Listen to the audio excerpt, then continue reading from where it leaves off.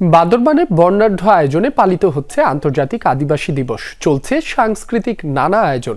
এ বিষয়ে আরো জানাতে যুক্ত হচ্ছেন সহকর্মী বাটিং মার্মা। বাটিং, এখন কি ধরনের আনুষ্ঠানিকতা চলছে? আদিবাসী দিবস নিয়ে ক্ষুদ্র নৃগোষ্ঠীর মানুষরা কি বলছেন, বিস্তারিত জানাবেন।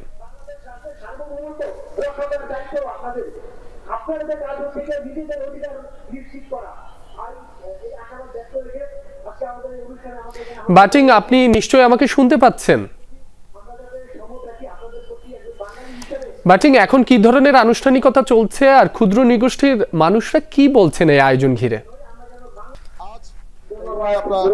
9 আগস্ট বান্দরবানে বিশ্বব্যাপী আন্তর্জাতিক এই যে আদিবাসী দিবস পালিত হচ্ছে।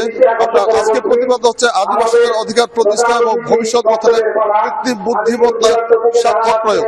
আজকে আমরা যে বাংলাদেশ এই যে আপনার জাতিসংঘের যে সনদ অনুযায়ী, জাতিসংঘের ঘোষণা অনুযায়ী 1994 সালে যে আদিবাসীদের স্বীকৃতি প্রদানের যে একটি দাবি উত্থাপন করা হয়েছিল, কিন্তু বাংলাদেশ আজও পর্যন্ত স্বাধীনতা 54 পরেও কিন্তু এই আদিবাসীদেরকে এখনো কিন্তু রাষ্ট্রীয়ভাবে স্বীকৃতি দেওয়া হয়নি।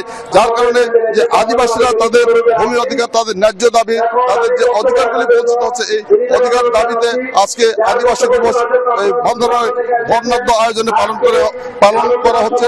এবং এই আদিবাসী এই যে আজকে এই অনুষ্ঠানে আমাদের প্রধান অতিথি হিসেবে উপস্থিত আছেন শ্রী KS মাও, সদস্য আঞ্চলিক পরিষদ, এবং বিশেষ অতিথি হিসেবে আছেন আমাদের এহসান মাহমুদ এবং খান আসাদুজ্জামান মাসুদ, যুব ঢাকা থেকে আসছেন।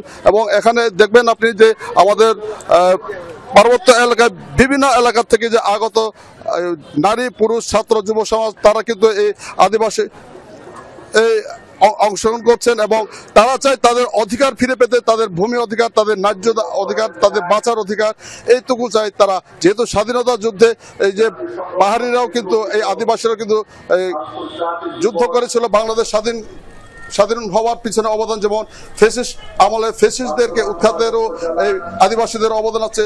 যার কারণে এখানকার এই আপনাকে ধন্যবাদ।